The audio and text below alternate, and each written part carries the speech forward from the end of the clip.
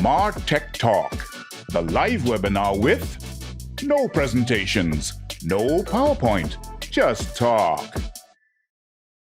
Hello, and welcome to this week's edition of MarTechTalk.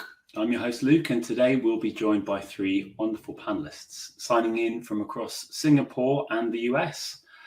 And you're more than welcome to get involved using the chat box to the side. Your questions and any comments are more than welcome. But before I introduce our panelists, let's set the scene for what we're discussing.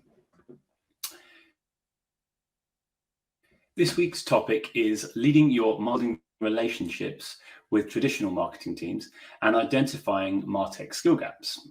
Then we'll move on to discuss winning hearts and minds by integrating your new MarTech tools for quick impact.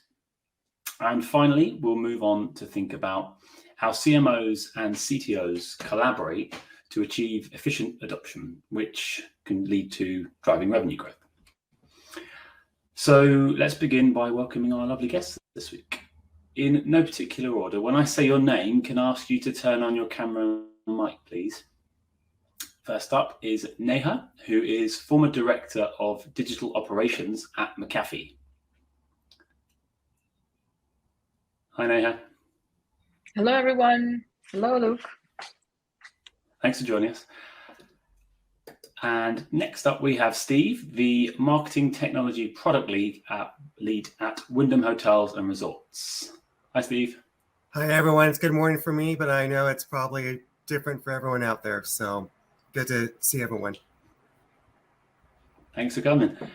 And John, Marketing Lead at Enterprise Software Solutions Specialist Archiver. Hello, good day John. to all. Hello. Thanks for joining us. Thanks for coming, everyone. So without further ado, let's dive into our news for this week. We've got an article here, which comes from MarTech Cube, and it's titled, "The Evolving Role of the CMO in the Age of MarTech." And I'm going to read a choice quote from within there, which says, "The CMO is not just a title, it's a mindset, a relentless pursuit of innovation, and an unwavering commitment to staying one step ahead in the ever-evolving MarTech landscape." Quite apt for today. So what are your thoughts on this? Neha, can I come to you to get us started today, please? Yeah, and it's so relevant and very timely, this particular article, because the lines and the responsibilities of the CMOs have become more larger than a traditional marketer. They have to keep up with technology as much as they have to keep up with what customers want. And that evolution has happened probably very fast in the last decade or so. So the role of the CMO has become particularly challenging as well as key in an organization's ability to scale and meet their customers at the needs where they want it to be. So I think that this role is only going to evolve further as technology evolves. And I love to see where the next generation of CMOs come from.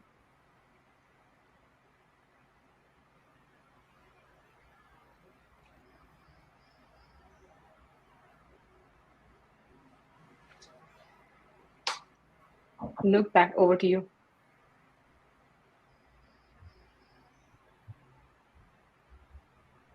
I passed to your lag issue there.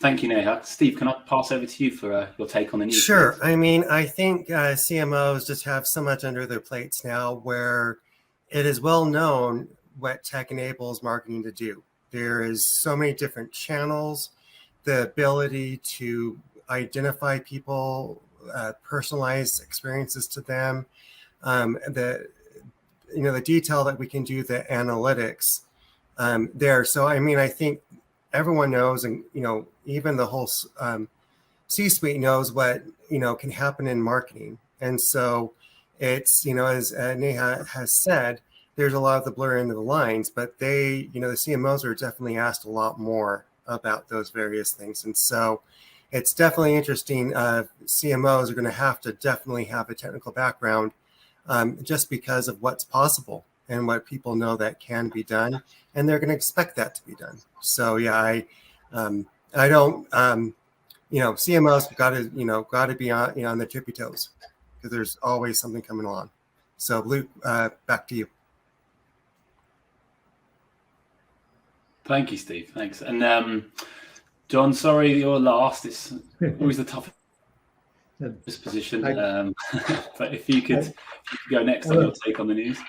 I'm a patient person anyway, so I don't mind being last. It's interesting. If you look back on the CMO role, maybe 20 or even 10 or even 5 years ago, largely the CMO came on board because no one else in the company knew how to draw a pretty picture, and they came in to do branding and to take care and run the ad agency and do a lot of things that the C-suite really hadn't seen as necessarily being critical to the mission, but outside of their skill set. And for that reason, the CMO typically had a life expectancy of like 18 months to 2 years before they built the brand, and then they got spun off or left because they no longer added value to the organization. In the way that marketing has evolved, it's become more of a tech and creative type of experience. I think it actually extends longevity to the CMO if they're able to marshal the technology that supports marketing and be able to drive value to the organization. And now that's easier because they own the analytics of the marketing. They can show revenue, and if you ever get attribution right, the investment for the dollar, as opposed to saying I drew a pretty picture and bought a Super Bowl ad. And I'm being somewhat derogatory. CMOs did more than that a long time ago, but their measurements were far more subjective, and now they're more business focused. So I think that in reading through the article, these steps are important, but I think it's important for anyone in marketing, not just the CMO, but the CMO should set the voice and the tone and push that through the organization. Yeah. We're just having some technical issues with our host, Luke, so I'll just take over while he's still connecting. If everyone is having some issues. Yes, Luke, I think you need to change your camera. If everyone is happy to go ahead and move to our first point, building relationships with traditional marketing teams and identifying MarTech skill gaps. Neha, if you're happy to share your view on this, that would be great. Yeah, this is a very pertinent question in this time and age, as we were alluding to how lines are getting blurred because of the technology that has really infiltrated how marketing strategies are being implemented.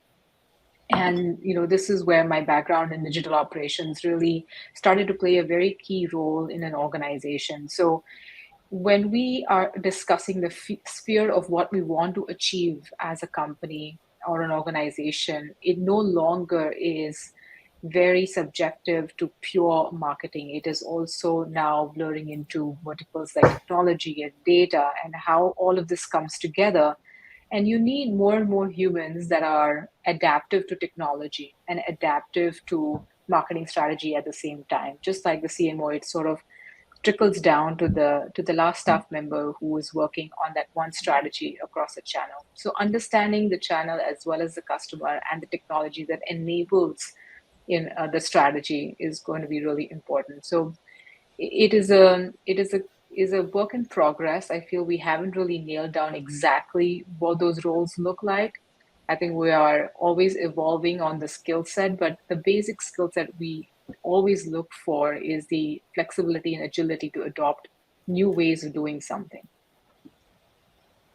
Brilliant. Now, some really interesting points here. Steve, if I can move over to you, what's your view on this? Yeah, so I think what's important to realize, definitely in the marketing operations, the marketing technology aspect, when you're brought in, I think that many other stakeholders view you're bringing in a lot of bureaucracy, of asking for requirements and, to weight them. And you're asking for readiness and what the budget is. And, you're looking at IT security and you're looking at all of these things. And you're asking questions like, so what's the point and who's going to run this and who's going to maintain this in the long run? And I think it's important that you really need to come across and say, let those stakeholders know that you're not trying to slow them down just to slow them down. You're trying, you succeed when they succeed, and you're trying to set them up to do that, not only spectacularly, but often. And so when you do come and ask those questions and you do slow things down, you're doing that to help everyone succeed. And also, like, I know we have another thing with the identifying MarTech skill gaps. I think the other thing you have to realize is that when you're asking people to go, hey, can we assess what your skills are and where they're at, that you're not saying, hey, we're trying to find a reason why you're not going to get the next promotion, or why, when layoffs come, you're going to be on that list. What we're trying to do is we're not questioning your competency or your intelligence or your value. We're trying to help you, we need you to perform well for the organization, but also we can help you as well individually, not only here, but in your career, by making sure we fill those gaps. And so it looks good for everyone. So Anna or Luke, I'm not sure who I want to pick it back to, but those are my thoughts. No, that's great. Thanks so much, Steve. Luke, can I just check if you're back? Can you hear us?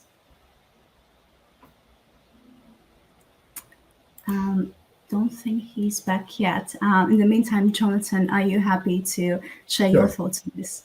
Sure, and I'm going to start probably with Stephen's point just about identifying skill gaps. And really what I think, when you think about that, it isn't about gaps in the organization. It's about identifying opportunities in the people in your team to grow. And I think that's an important thing to do. But, I take exception to the phrase the traditional marketing in this statement, because in my mind, traditional marketing doesn't exist. Traditional marketing is something that used to just mean offline, like you did ads and things like that. Really, marketing is all digital these days. So I think that we have to forget about the phrase the traditional marketing teams and just think about marketing teams. And if you take from that type of perspective, what you're really looking at are enablement tools that can allow people to do their jobs better. In the world I live in, which is supply chain planning software, we're always talking to people about getting rid of Excel and using automation to do the heavy analytic lifting so you can focus on more value-added tasks. And the same is true for MarTech.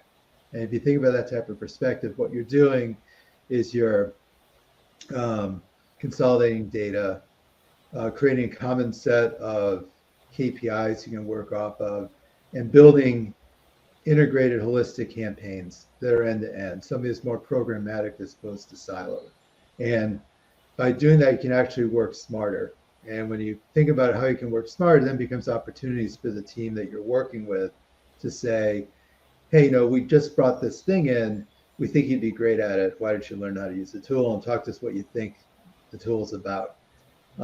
So for me, I'm reading through this question. It's not building relationships with marketing team. It's really, if you drop the word traditional, what you're doing is just building a team that can act against a goal, and you're just trying to facilitate getting the best out of the people around you by identifying opportunities for them and not gaps in their skill set. It's sort of nomenclature, but what I've said to people is, it looked like you really enjoy doing X. Here's something you might also be able to do. Does it interest you? And let them sort of run with it. I think that's a way I would sort of like turn this sentence on its head a little bit. Think not the negative, but think more the positive, what's available. No, this is brilliant. Thanks so much for sharing your thoughts. And yeah, definitely focusing on the team is definitely one of the key factors in this case. I think we can move over to the next point, winning hearts and minds, integrating your new MarTech tools for a quick impact. Neha, can I get your thoughts on this and potentially your expertise? Yeah, as Jonathan said, this is really, and Steve alluded to that, it comes down to what marketers want to achieve and what customers want to receive, right? It's ultimately the combination of these marketers enabling the right experiences, and what is the right experience is dictated by what's an ideal journey that you want the customer to take to be successful, in their adoption of whatever service or, product you're trying to offer them. And that means that tech is going to come and really allow you to, like Jonathan said, explore the opportunity to do this faster, quicker, and you will have to figure out, what exactly and where exactly it is going to be used in that ideal customer journey to actually win their attention. The normal attention span of a customer today is less than 3 seconds on your site, anywhere, whether it's even reading an email or an SMS. And winning means what is subjective in each channel, and allowing that opportunity to kind of organically grow within your teams and then enabling them with the right technology is really going to be success both sides. Jonathan also said about data silos and understanding what KPIs mean to each person within your organization. So really breaking down those silos, understanding what your ideal customer journey is, recognizing what you want to allow your customers to experience, and then enabling that through technology is a winning recipe. And that takes time, takes a lot of transformation within an organization. Brilliant. Jonathan, would you like to share your thoughts? Sure. Again, in looking at this thing, and I think about winning hearts and minds and using MarTech tools, what I'm really looking at this is adoption. Because you can bring in tools and you get people, and you can get people to maybe try it once, but unless it really becomes part of the organization, it's difficult to really get them to embrace the technology that's there. So going back to what I said earlier, making the case of how this can make their job easier is the first thing. We also, at this point of the process, need to form really good partnerships with the providers of MarTech tools that you've brought in. If you bring in, let's say I use a tool like SEMrush, which is a tool that helps me to optimize SEM on my website and also create content. It gives us hundreds of recommendations, but unless the team uses it and understands how to use it, it's going to die on the vine. And the secret to success for something like that is being a partnership with the people actually sold you the MarTech to be available for you and help get people up and understand what's possible and do regular check-ins. So I look at this, the pizza hearts and mind, if you've done the relationship building right, what you're really doing to get down to the actual technology, getting people to use the tools, is almost as important as finding the right partner who's supplying the tools that can support you and help you grow, because it's mutually beneficial for both. So going back to my earlier point, you bring in a tool, it could be the best thing ever. They go automate half your processes. If no one uses it, because either they don't understand the benefit, they think it's too complicated, or they just don't care, it won't happen. So you got to foster adoption to win hearts and minds and provide the business case for them. Okay, no, this is brilliant. Just based on what you said, I have a question for you. How can organizations measure and demonstrate the value and impact of the new MarTech tools to encourage broader acceptance and adoption across the organizations? John, just based on what you said, maybe you'd like to. Yeah, that's fine. I mean, part of it goes back to having a strong business case to make the investment in the first place. So you have to go back to looking at critical gaps in the company and looking at where you want to get to and look at your competition. It may turn out, and I'll just give probably a non-MarTech example, but I think this is relevant. If you look at what happened during the pandemic, all of a sudden everyone started buying online, and it created a shift in both how people shopped and the expectations that they had. In the B2B world, customers began to act like B2C customers for B2B products. So I'm speaking about my software product specifically. Therefore, we had to change how we served people and delivered a digital experience for them. And that required a change in MarTech. There's a business case for that. So if you're talking about, and I missed this about the ROI or just getting people to understand it, but I'm just going to go on with this. You can correct me after I'm done. Once you do that, you have to say, this is where we are. This is where we want to get to. Pilot some different aspects of the tool. Look at whether you get a lift or not. It's an iterative process, a lot of testing and learning to get to where you want to be, to either validate or not validate it. More often than not, when I've tested new MarTech tools, I've been at parity. There hasn't been necessarily a beneficial lift, say from trying intent data to not using intent data for targeting. But the more you test, the more you learn, and over the course of time, you might find that one or two incremental things that push things forward. I don't know, did that answer your question? Yeah, absolutely it does. Thank you. Steve, what do you think? How does organizations can and should demonstrate value to encourage adoption? Well, I like to, make sure I totally agree with Neha. You need to, what do marketers want to do and what do the customers want? Tech can help with that, but it takes time. And as Jonathan mentioned, you can buy all this great tech, but if people aren't adopting it, what's the point? But I think one way that you can build those business cases, you can kind of figure out what do people, what do customers want, and how you can do that is the tech does provide opportunities. You can do some quick and dirty proof of concepts. You can do some tests. A while ago, earlier in my career, the company I was at, we wanted to see if we could get customers to speak with each other. And we did have some customers that were like ambassadors. But before we really invested in building out a section on our website and a platform that did that specifically, we did a kind of a software. It was an IT support ticketing tool that was off the shelf that had a monthly thing. It was, ugly. It wasn't necessarily what we needed, but we can embed that on a page. And, what we did is we did a test for about 2 months to see, I guess, to quote, to paraphrase, the movie Field of Dreams, if we built it, would they come? And try to do so, in a fairly cheap way. We knew it wasn't going to look great, and we knew it wasn't going to be ultimately what we would do if we continued with that, but we didn't want to build something expensive and spend a lot of money and a lot of effort on something that wasn't going to be used.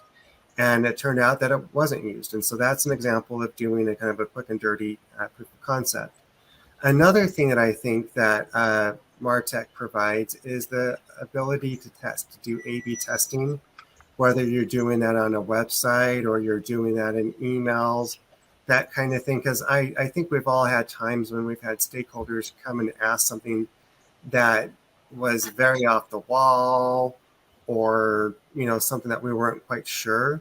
But instead of just saying no and burning that bridge or, not winning that heart and that mind, you could say, oh, let's test that. And you could test that. And sometimes you're surprised when maybe that did perform well.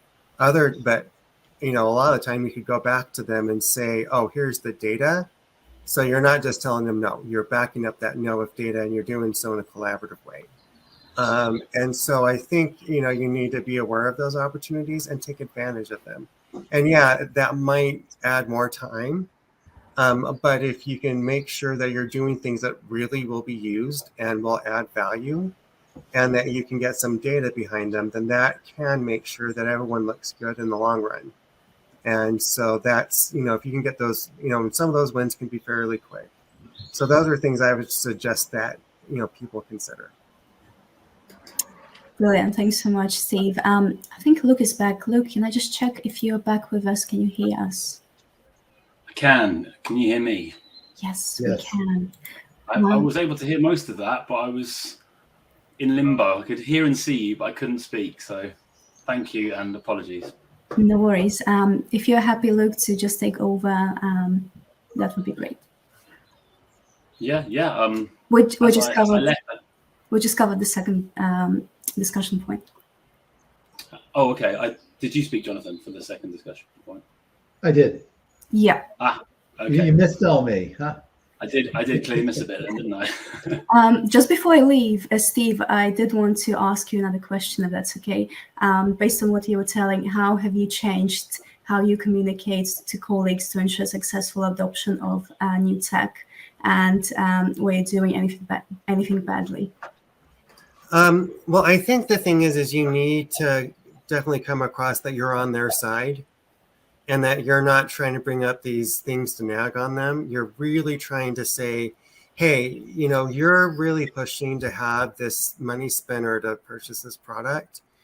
And, quite frankly, its performance is going to be a reflection upon you. And so if we can really make sure that we take this time to figure out that things will be adopted, it's going to reflect better upon you. And so I think you really need to try to come back and just go, you're trying to make them look good, and make sure that they see that can help, but also kind of be sympathetic and acknowledge, hey, I know you want to get moving. I know you want to, you have other people that are asking you for this, but if we can slow down, we can increase the chances this will succeed and that you will shine. So those are just some ways if you can try to come across with that and not just saying, oh, I have so many other things going on, or the last thing you did was failed. You just need to come across with that attitude, that can help. Thank you, Steve.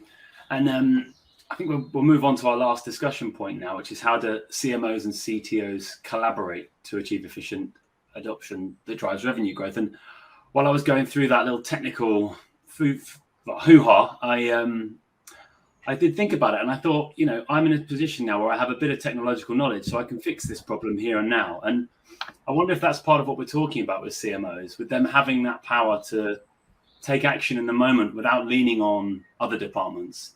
Neha, can I pass to you first, please?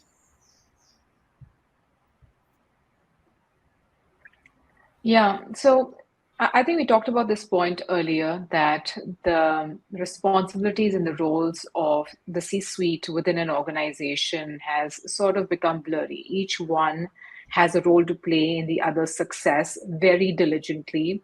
And it's not like a traditional siloed organization anymore, because revenue is at stake across the organization. Every team is responsible of some level of customer experience and revenue generation.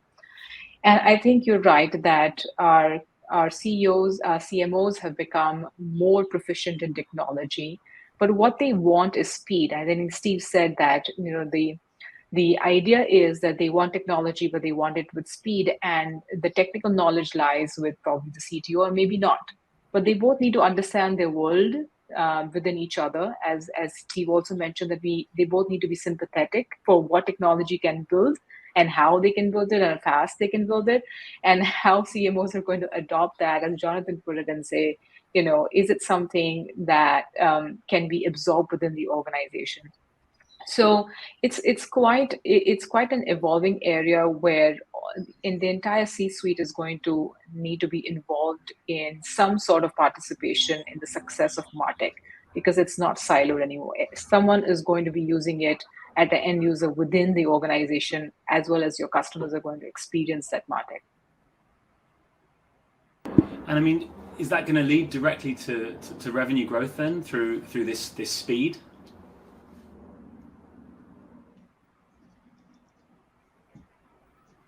It's a test and learn, I think, process. In my 15 years of spending time in technology, I have used over 100 tools, and more than 70% of which we haven't ever used past the first round. And it's true because you are spoiled for choices. It is true also because of the last 3 years within COVID, where things have really shifted for what it means to create experiences at the rate at which it's going. It also means that the adoption can be faster or slower. So there are multiple, levers sort of playing at this. And to answer the question whether can we actually achieve revenue growth? Surely. The answer is yes. That's why there are so many automation tools today in the market, and someone is becoming very successful using it. But the use case have to be tight. The journeys have to be written down. There needs to be participation across all team members on the KPIs and success metric. It needs to be a top-down led initiative, right? Everyone needs to be on the same page. So the stakes are very high, and the outcome can also be very great. But keeping the train on the track is the key in this game. And how to keep the entire train on track is where marketing ops can probably play a better role and say, let's bring the entire organization together to help get to that destination. Lovely, thank you, Neha. I like the idea of the train, sort of different carriages and linking. But I wonder, is to pass on to you, Steve, the CMO train and the CTO train, are they currently close together, or are there a few carriages in between? How are you seeing that role? Yeah, I think that there's definitely. I think it depends upon the situation. I think that there are times when the CMOs and CTOs are a lot closer. I think that tends to be at smaller organizations, tend to, more reflect that. But I do think that they're two distinct worlds and points of view, and they need to be. But I think those, the cars in between them, I think you need to, make sure that some of those are distinct as well. Like, for instance, something that I think would help in that is remembering that while marketing operations folks and MarTech practitioners are, they're sometimes conflated, and I would argue that they're not necessarily one and the same thing. They do have a lot of overlaps. And sometimes, when you have a small organization, sometimes they have to be the same person. But I think, the MOPS folks, they're very focused. Their, car in that train is the details of the systems and running the campaigns. Whereas the MarTech folks are a little bit more looking, their job is to look at the bigger picture and kind of look at the bigger stack, but, look at the technology, the strategy, the people you have, but also understand what procurement, finance, IT security, what they all need. And so I think, those, between the CMO car and the CTO car, that you need to have a few different cars, and you need to make sure you see that they are slightly different. You need some people that are in the details and some people that are looking bigger picture. And by having that can help the CMOs and CTOs work better together, and that can will hopefully yield more revenue. Lovely, thank you, Steve. Thanks you for running with the train there. That was good. Jonathan, can I pass over to you, please, for this last point? I'll read it out again as we've got it written, because we may have gone off track a little bit. How do CMOs and CTOs collaborate to achieve efficient adoption that drives revenue growth? Yeah, I don't use the track analogy. I think we've run out of track in that. Right. Let's talk about concentric circles, though. In the world of like marketing and technology, I think what you see is that technology folks, they haven't always had the head for marketing and marketing systems. Their world is the world of ERPs and finance and helping to run the business. And fundamentally, I think the operating mission of IT in general is operations. Keep the lights on, manage the money. The marketing team, I think, is more closely aligned to sales and driving revenue.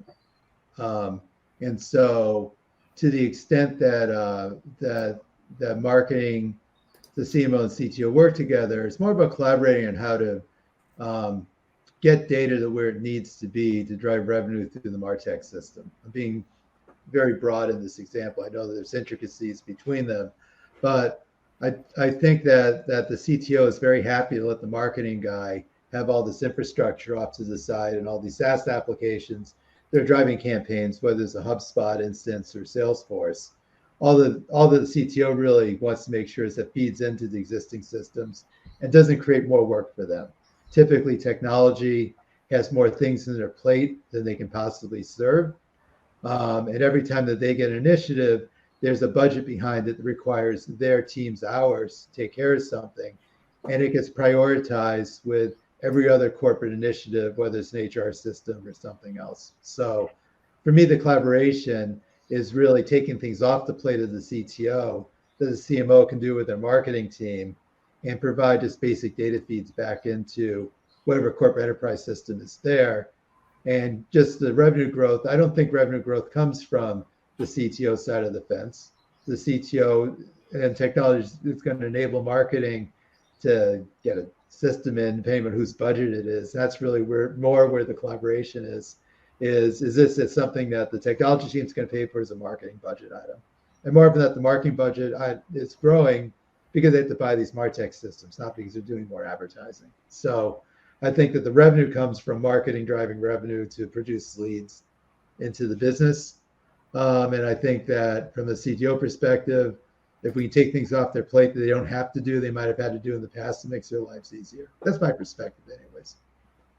Yeah, that makes a lot of sense. Yeah, thank you. And I've got a question that's come in actually here from Claire. Thank you, Claire. And she says, what strategies can organizations implement to bridge the MarTech skills gap? So I think she's looking for some specifics here. If I could just go through in the order again. So if I could start with you, Neha, please, if you could take this one. Yeah, I think continued education for your teams and working with your internal, training department to keep your team members most aware of what's happening in the market and what trainings are available. There are a lot of great communities around, especially from automation providers, right? Tool providers. Adobe does a great job with it. There's an entire Adobe community that you can tap into. There's a LinkedIn community. There is a community of MarTech users, super users. So there are a lot of free available resources that your team can actually tap into to kind of keep abreast of what's happening new. I think having every quarterly an ability to choose a variety of topics to keep your skill set sharpened would be a great way to keep people a little bit more involved with what's happening outside. I think the second best thing to do is, as leaders within your organization, I would say find a mentor in the industry that is maybe working on some cutting edge MarTech, keep in touch, create a circle and network of mentors that can help guide you through your journey as well. It has tremendously helped me as I became aware of MarTech early on in my career. I think it helps you sort of bounce off ideas, and then that translates into within your organizations as well. Of course, subscribe yourself to webinars like MarTechTalk. There's MarTech Summits. Those really are super helpful. And the more you listen to folks and their day-to-day applications and problems, I think you can translate that to best practices within your organization. Thank you. I like your take on humanizing the way to helping with the CTO role. That the management of the CMO and the CTO, filtering into that nicely. Thank you, Neha. Steve, can I pass that question over to you, please? Sure.